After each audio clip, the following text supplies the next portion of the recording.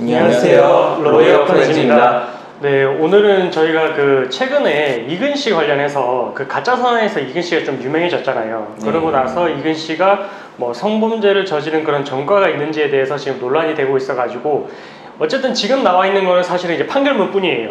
그렇죠. 판결문뿐이고, 근데 이 판결문 내용에 대해서 이제 사람들이 말이 많고 저희한테도 이제 변호사의 시각으로서 도대체 이 판결문이 어떤 의미를 띠는지를 이제 설명을 해달라고 하신 분들이 많으셔가지고, 그래서 저희가 지금 나와 있는 이 판결문의 내용만 가지고 객관적으로 여기서 알 수 있는 그 사실들에 대해서만 조금 말씀을 드리고자 합니다. 그래서 1심 판결문부터 일단은 말씀을 좀 해주시겠어요, 내용을? 예, 일단은 1심 판결문의 범죄 사실을 보면 이제 피고인은 2017년 11월 26일 1시 53분경 이제 공중이 밀집한 장소인 서울 강남구 이제 뭐 A라는 클럽에서 A라는 클럽 지하 2층 물품 보관소와 복도에서 피해자의 엉덩이를 1회 움켜쥐어 피해자를 추행하였다 이거거든요. 네. 이제 이런 사실로 유죄가 선고가 됐고 실제 이제 처벌까지 일단 이루어진 거죠. 근데 일단은 여기서 보면 일단 엉덩이를 1회 움켜쥐어라고 돼 있어요.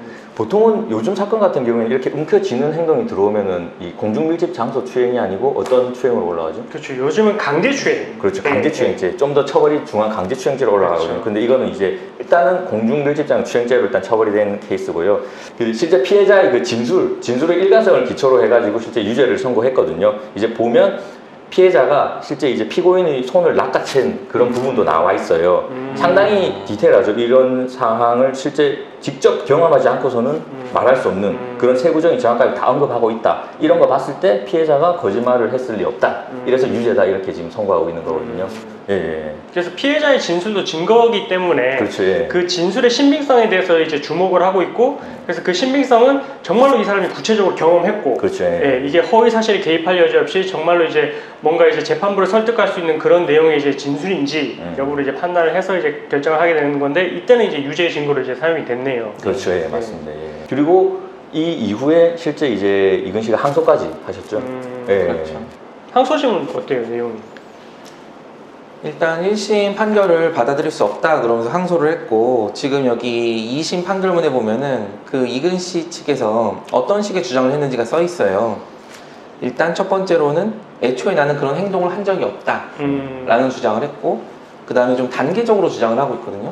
만약에 뭐 실제로 신체적인 접촉이 있었다고 하더라도 내가 그 피해자를 추행할 의도는 없었다 이렇게 얘기를 하고, 그리고 마지막으로 정말로 이제 내가 실제로 엉덩이도 움켜쥔 게 맞고 추행의 고의도 있었다고 하더라도, 그렇다고 하더라도 1심에서 나온 그 벌금 200만 원은 너무 과하니까 깎아달라 라고 이렇게 주장을 했어요. 네.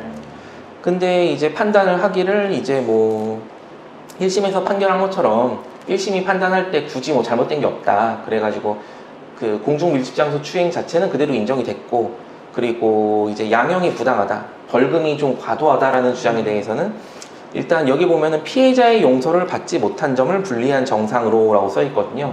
이건 합의가 결국 2심까지 안 됐다는 거죠. 그렇죠. 피해자가 그 계속해서 처벌을 원했다 이런 네. 의미이고, 그리고 유리한 정상으로는 2015년 8월경 벌금 전과 외에는 별다른 처벌 전력이 없는 점이라고 되어 있거든요. 그러니까 이제 뭐 예전에 당연히 초범인 사람이 더 좋긴 하겠죠. 그렇죠. 근데 뭐 벌금 전과가 뭔지 모르겠지만 있긴 있어요. 근데 이 문구를 통해서 알 수 있는 거는 적어도 성범죄 전과는 아니다 라는 거죠. 만약에 지금 공중밀집장소 추행이고 2015년 8월에 받은 벌금이 성범죄였다고 하면은 동종전과라고 여기 기재가 됐을 거거든요. 보통 그렇게 쓰죠. 예. 네. 그래서 결국 이제 항소도 이제 기각이 됐죠. 대법원에서도 결국 결과는 바뀌지 않아가지고 최종적으로 유죄가 확정이 됐습니다. 네.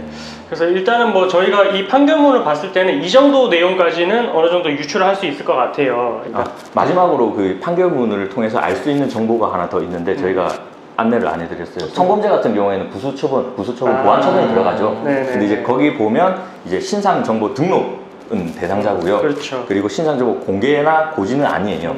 그리고 취업 제한도 일단 면제는 됐어요. 그러니까 이근 씨는 실제 이제 성범죄자로 신상 정보 등록 대상자로 등재되어 있긴 그렇죠. 하거든요. 네. 이게 이제 판결문을 통해서 알 수 있는 정보입니다. 네. 예.